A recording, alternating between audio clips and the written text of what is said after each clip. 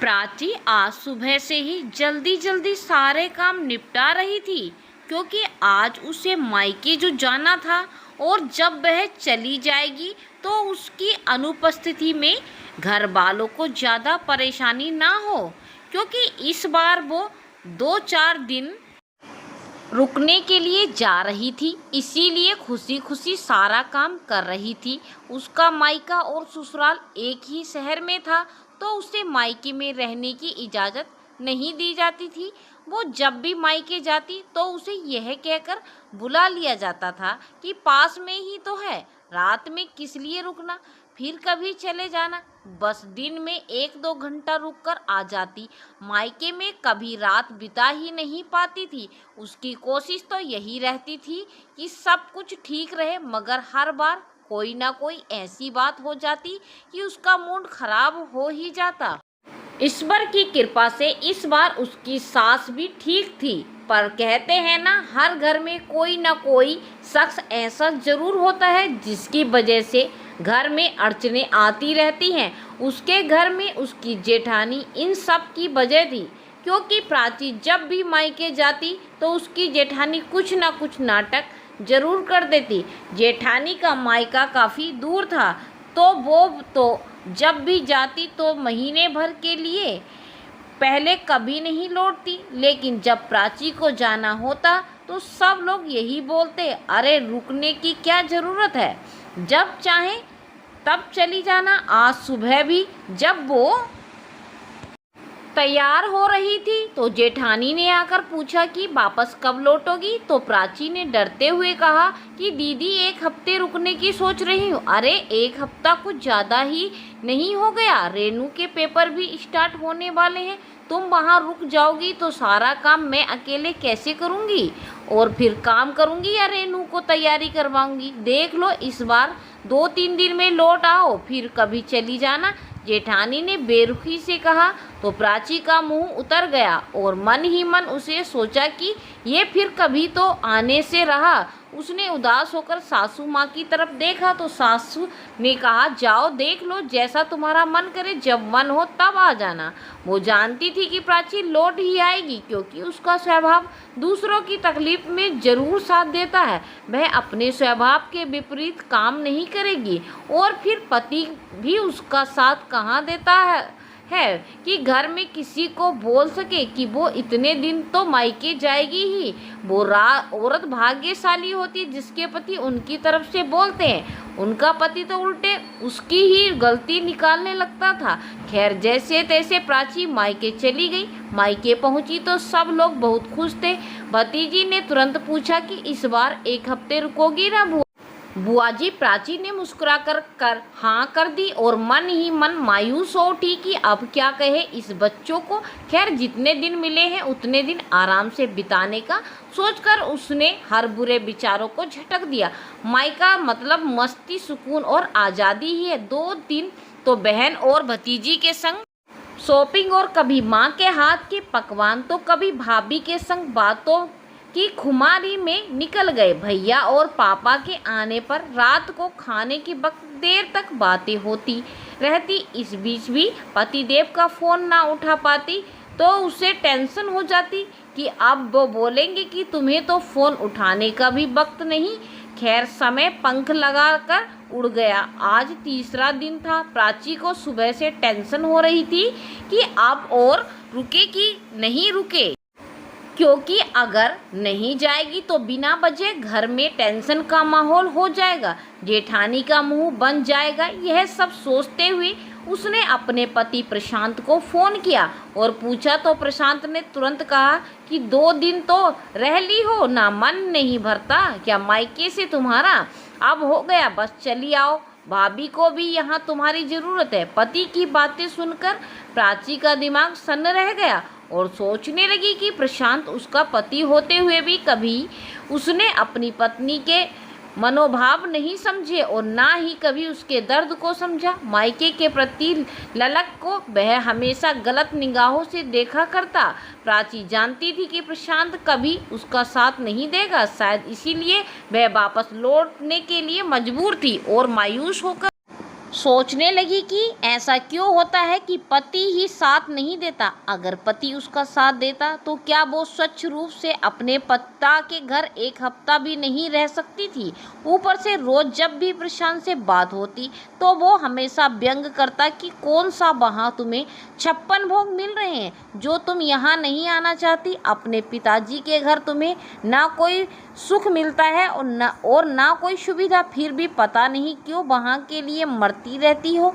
अब प्राची उसे कैसे समझाए कि अपना घर तो अपना घर होता है, पर पिंजरा तो पिंजरा ही रहता, चाहे वह कितनी भी कीमती धातु से ही क्यों ना बना हो। अपने घर की मिट्टी की दीवार भी हर लड़की को प्रिय होती है। इन विचारों में उलझी हुई प्राची नहाकर कपड़े डालने छत पर गई तो अपने बचपन की सहेली रवीना को देखा। वो भी मायके आई हुई थी। दोनों सहेलियां एक दूसरे को देखकर खिल उठी। छत से ही दोनों ने एक दूसरी को हाथ हिलाकर अभिवादन किया और फिर भागकर वो नीचे आई। तब तक रवीना उसके घर का दरवाजा खोल रही थी। अंदर आते ही दोनों ने खुशी से गले मिलकर प्रेम प्रकट किया और फिर वहीं गिले शिकवे, तू मुझे याद नहीं करती, कभी मतलब ही नहीं रखती, एक फ़ोन भी नहीं करती, वगैरह वगैरह बातों ही बातों में प्राची ने बताया कि उसे आज ही जाना है। शाम को ऑफिस से लौटते समय उसके पति प्रशांत आएंगे तो उसे लेकर जाएंगे। इतना सुनते ही रवीना का मुंह बन गया और बोली, क्या यार, 4 साल बाद मिले हैं हम लोग और तू आज ही चली जाएगी। यार मैं जल्दी से तो मायके आती नहीं हूँ और जब मैं आती हूँ तो तू अपने ससुराल रहती है। इस बार हम दोनों संयोग से मिली हैं तो तू भाग कर जा रही है। उसने मुंह फुलाकर कहा, अरे अब क्या बोलूँ, मेरा ससुराल लोकल है ना, तो मुझे रुकने का सौभाग्य मिलता ही नहीं। प्राची ने उदासी से कहा, हाँ यार, तू लोकल होकर नहीं आ पाती है और मैं इतनी दूर हूँ कि इतनी बार चिरोरी करो, रिजर्वेशन कराओ, बच्चों के साथ भी अकेली मत जाओ। कभी किसी को छुट्टी नहीं मिलती तो कभी किसी को खास मेहमान का आना हो जाता है। ऐसे में घर की बहू ही अपने आने जाने के प्रोग्राम की कुर्बानी दे, यही मेरे ससुराल की रीत है। रवीना ने कहा तो प्राची बोली, ये तेरे ही नहीं मेरे भी ससुराल की कहानी है, पर क्या किया जाए, बता भला कभी। रवीना मुस्कुराते हुए बोली, अरे मुझे सुनीता याद है, यही सुनीता जो पतली दुबली सी पिछली सीट पर बैठा करती थी क्लास में, जो हर बात में डरती थी, चैप्टर याद करके सुनने तक में वो कल मुझे मार्केट में मिल गई।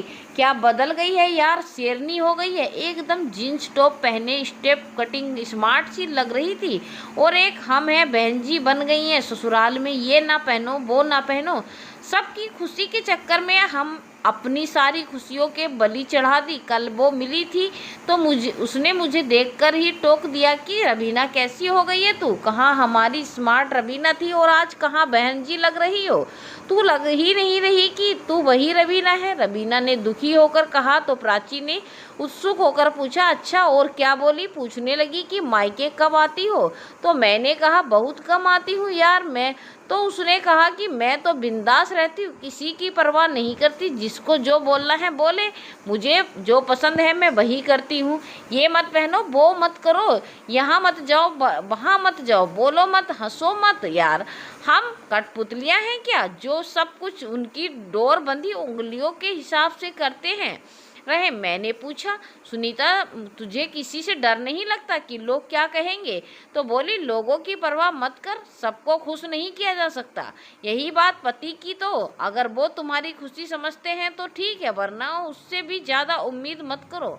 पति हमेशा चाहते हैं कि पत्नी को दबा कर रखें और फुल टाइम नौकरानी के जैसे ट्रीट करते हैं। मेरे भी करते थे, पर जिस दिन मुझे लगा कि अब ज़्यादा हो रहा है तो मैंने विद्रोह कर बैठी।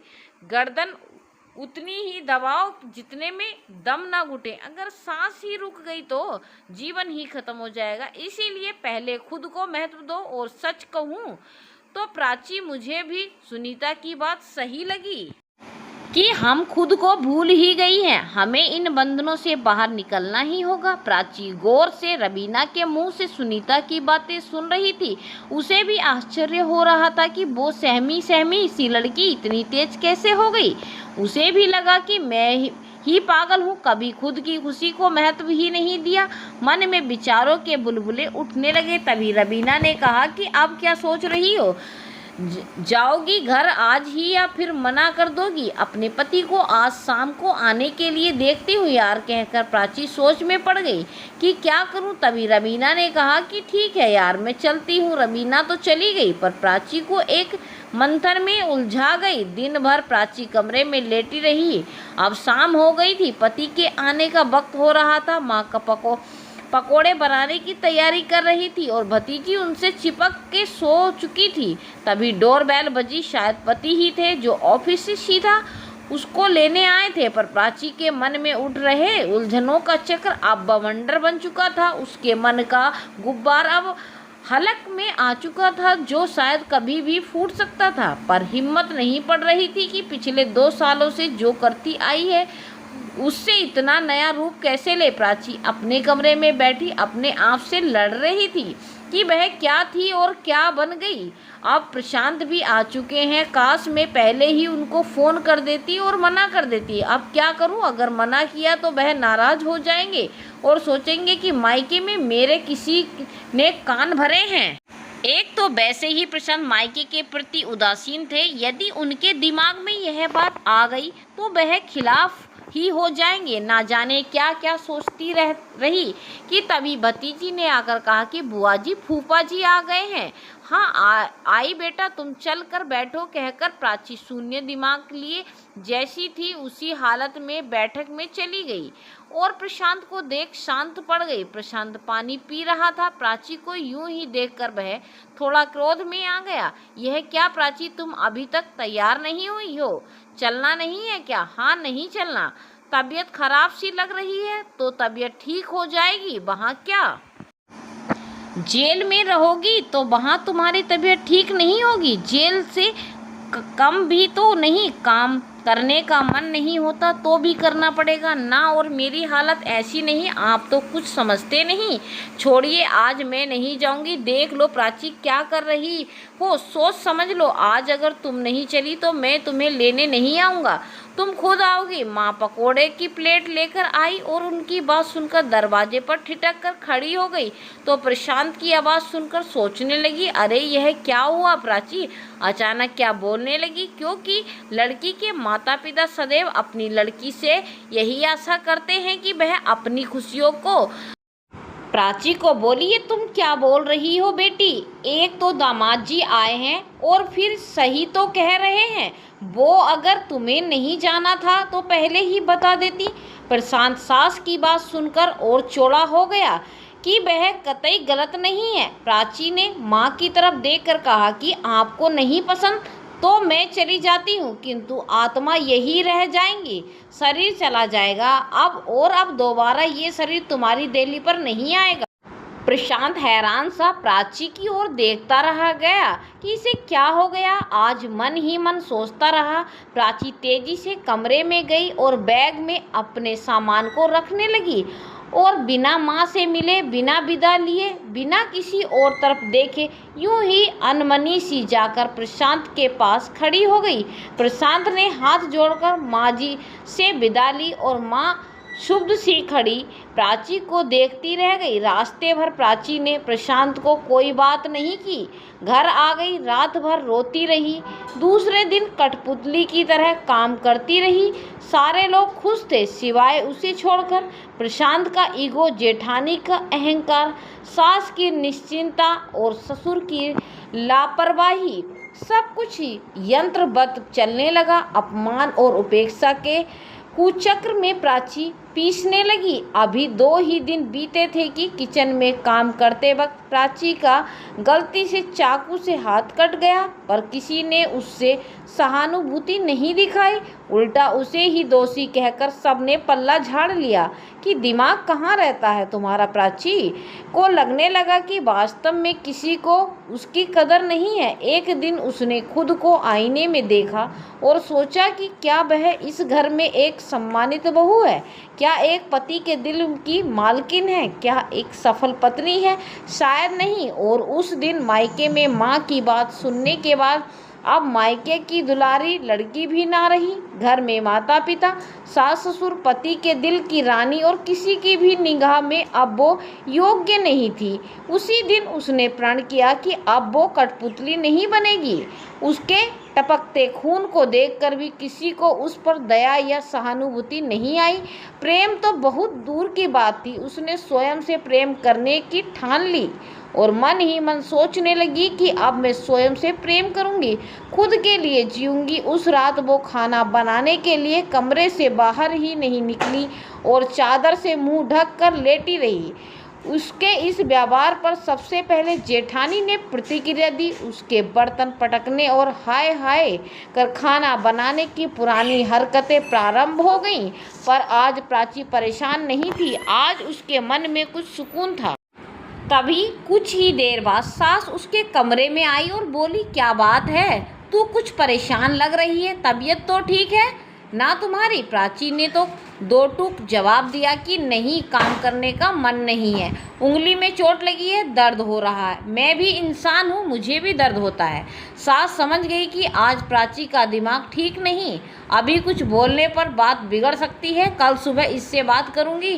रात बीत गई। प्रशांत ने रात में एक बार भी प्राची से ये नहीं पूछा कि तुम्हारी उंगली ठीक है या नहीं। सासू माँ ने सुबह प्राची से उम्मीद की, किंतु प्राची तो बिल्कुल तैयार होकर कमरे से बाहर निकली और बोली, माँ जी मैं शाम को लौट आऊँगी। पर बहू तू कहाँ जा रही है? कहीं काम से जा रही हूँ कहकर प्राची निकल गई। घर में सब प्राची की इन हरकतों पर आश्चर्यचकित थे कि आखिर इसको हो क्या गया है। प्रशांत भी उतना नहीं समझ पा रहा था, पर सास प्राची के मन की स्थिति समझ रही थी। शाम को प्राची देर से लौटी और उसने किसी से कोई बात नहीं की, तो जेठानी ने कुछ बोलना चाहा तो सास ने इशारे से मना कर दिया। उस रात प्रशांत ने उससे पहली बार कहा कि खाना खा लो, पर प्राची ने कहा कि मैं खाना खाकर आई हूँ और कुछ ना बोलकर करवट बदलकर सो गई। दूसरे दिन भी प्राची सुबह 9 बजे घर से तैयार होकर निकलने चली ही थी कि तभी पीछे से जेठानी ने टोका, अरे कहाँ चल दी, चलो नाश्ता बनाना है बच्चों का, उन्हें स्कूल के लिए देर हो रही है। प्राची ने पलटकर उसे देखा और कहा, तो मैं क्या करूं, आपके बच्चे हैं तो आप बना लो नाश्ता, मैं आपकी नौकरानी नहीं हूं। जेठानी ठगी सी खड़ी उसे देखती रह गई कि जिस गाय को पिछले 2 साल से अपने इशारों पर नचा रही थी, आज उस गाय ने उसे सिंह दिखा दिए। प्रशांत तैयार होकर निकला तो प्राची जा चुकी थी। प्रशांत ने हैरान होकर माँ से कहा कि प्राची को हो क्या गया है? माँ मुझे भी नहीं पता बेटा, कोई झगड़ा हुआ था क्या तुम दोनों के बीच? नहीं माँ, उस दिन उसके घर में तो ये तो हुआ था कि शायद वह इतनी जल्दी वापस नहीं आना चाहती थी, पर उसकी माँ ने ज़बरदस्ती उसे यह कहकर भेज दिया था कि यही तुम्हारा घर है। फिर पता नहीं क्यों उसे यहाँ पर ऐसी हरकतें करने में क्या मज़ा आ रहा है। बहुत बदतमीज होती जा रही, इसका कुछ ना कुछ इंतजाम करना ही पड़ेगा। क्या इंतजाम करोगे बेटा? जहाँ तक मैं समझ रही हूँ प्राची बहुत ज़्यादा परेशान है। तुम उसके पति हो, अगर तुम ही नहीं समझोगे तो दूसरा कौन समझेगा उसे? तुमने कभी आज तक उससे प्रेम से बात तक नहीं, ये तुम दोनों के बीच की बात है, किंतु आज मुझे बोलनी पड़ रही। यदि तुम्हारा बड़ा भाई और तुम्हारे पिता मुझे और तुम्हारी भाभी को से ऐसे ही बात करते तो क्या हम दोनों के लिए जीवन सहज होता? नहीं ना। एक लड़की पति के ही भरोसे ससुराल आती है और उसके प्रेम से ही वो अपने जीवन की सारी कठिनाइयों को हंसते हंसते पार कर जाती है। प्रशांत अपनी माँ की बात सुनकर चुपचाप घर से बाहर निकल गया। आज उसे पहली बार वह सब कुछ याद आने लगा कि जब प्राची मायके जाने के लिए पूछती तो वे हमेशा उसे डांट कर कहता, क्या हर समय मायके जाने की रट लगाए रखती हो? जाओ जल्दी से चली जाओ, फिर कभी मत आना। या ना कभी उसे कहीं घूमने के लिए लेकर गया और ना ही कभी उसकी पसंद की चीज़ ला कर दी। दिन भर के काम के बाद थक जाती तो वह कहता, अरे आराम ही कितना करती हो, तुम तो इतना थक जाती हो। तो प्राची चुप हो जाती और वो उसकी चुप्पी को सहमति मान लेता। कभी उसकी इच्छाओं के विषय में नहीं सोचा, सिर्फ उससे फर्ज पूरे करवाए। प्रशांत सोच के समंदर में उलझकर शायद स्वयं को दोषी ठहरा रहा था। उसने तुरंत प्राची को फ़ोन करना शुरू किया। प्राची का फ़ोन बंद था तो वो उसके आने का इंतज़ार करने लगा और शाम को जब प्राची घर आई तो उसने उससे बात करनी चाहिए, पर प्राची ने उससे कुछ बात नहीं की और सो गई। दूसरे दिन सुबह उठते ही प्राची फिर से जाने लगी तो गेट से निकलते ही देखा कि प्रशांत कार लिए हुए खड़ा था। उसने प्राची को गाड़ी में बैठने के लिए कहा तो प्राची गाड़ी में नहीं बैठी और आगे की ओर बढ़ गई। तभी प्रशांत ने उसका हाथ पकड़ा और कहा कि गाड़ी में बैठो, कहीं चलते हैं। तो प्राची आश्चर्य से प्रशांत की ओर देखने लगी, पर क्या करती, सब लोग देख रहे थे। सो गाड़ी में बैठ गई। दोनों किसी पास के रेस्टोरेंट में गए तो वहां पहुंचकर सामान्य होते हुए प्रशांत ने कहा कि प्राची क्या बात है, कुछ परेशान सी लग रही हो, 2-3 दिन से कहाँ चली जाती हो, तुम्हें बहुत ढूंढा मैंने। कल ना अपने घर गई थी, तुम ना दोस्तों के यहाँ जाती हो, कहाँ हो? अच्छा तो तुम ये जानना चाहते हो कि मैं कहाँ जाती हूँ, बाकी तुम्हें कोई फ़र्क नहीं पड़ता। फ़र्क पड़ता होगा तो सिर्फ इस बात को लेकर कि अब मैं सबकी सेवा में उपस्थित नहीं हूँ। शायद यही वजह होगी कि तुम आज मुझसे बात करने को मजबूर हो गए, वरना तुम्हें कहाँ मेरी फिक्र थी। ऐसी बात नहीं थी प्राची, मैं स्वयं व्यस्त था, लेकिन हाँ इन व्यवस्थाओं में मैं एक चीज़ भूल गया था कि तुम मेरी पत्नी हो। ये सुनकर व्यंग्यात्मक हंसी से प्राची बोली, जी नहीं, गलत कह रहे हैं आप तो ये तक भूल गए थे कि मैं एक इंसान हूँ। पत्नी होना तो बहुत दूर की बात है। हाँ मैं जानता हूँ गलती मेरी है, मैंने तुम्हें कभी इज्जत नहीं दी और पति का इज्जत ना देना मतलब पत्नी को किसी की इज्जत ना मिलना, यही विडंबना है समाज की। जब तक पति अपनी पत्नी की इज्जत नहीं करता तो उसकी कोई इज्जत नहीं करता। सही कह रही हूँ ना मैं? प्राची ने आंखों में आंसू भर कर कहा।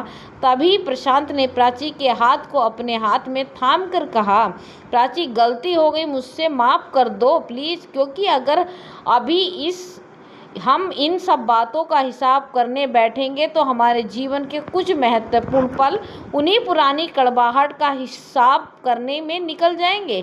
इसीलिए हो सके तो मेरी सारी गलतियों को माफ़ कर दो प्लीज़। बिल्कुल नहीं, कहकर प्राची ने अपने हाथ को झटका।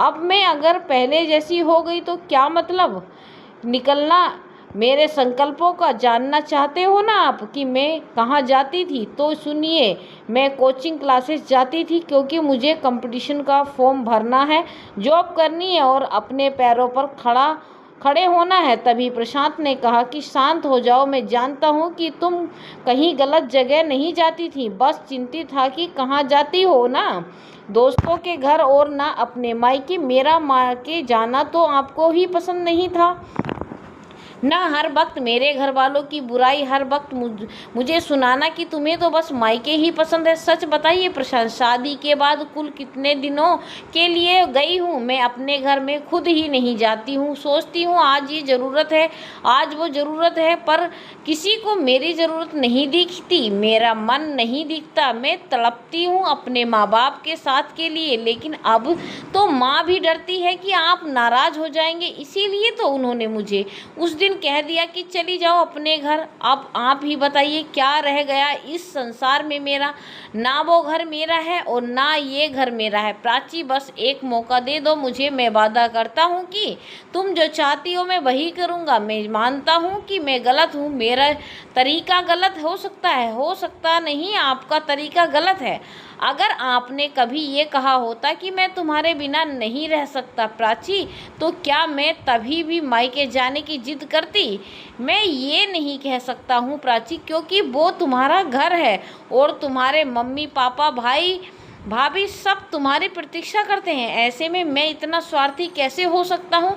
अच्छा, स्वार्थी नहीं हो सकते पर कठोर हो सकते हैं, पत्नी को सुना सकते हैं, व्यंग कर सकते हैं, पर प्रेम नहीं दिखा सकते क्योंकि छोटे हो जाएंगे प्रेम दिखाकर। चलो ठीक है, आज वादा करता हूँ तुमसे कि तुम जो चाहे वो करो, जाप करो, काम मत करो, सबकी उंगलियों पर नाचने वाली कठपुतली मत बनो, मेरे घर की यानी कि अपने घर की महारानी बनकर रहो, सब कुछ करो पर मायके मत जाओ। उसकी ये बात सुनकर प्राची खिलखिलाकर हंस पड़ी और बोली, अच्छा छोड़िए, चलिए ना घर चलकर साथ में चाय पीते हैं। हाँ चलेंगे, पर हमारे नहीं, तुम्हारे घर तुम्हारी मम्मी के हाथ की बनी हुई चाय का स्वाद तुम्हारे हाथ में कहाँ। तभी प्राची हंस कर बोली, अच्छा अभी तो आप कह रहे थे कि सब कुछ करो पर मायके मत जाओ। मजाक कर रहा था पगली, कहकर दोनों हाथों में हाथ थामे एक नए सफर की ओर चल पड़े।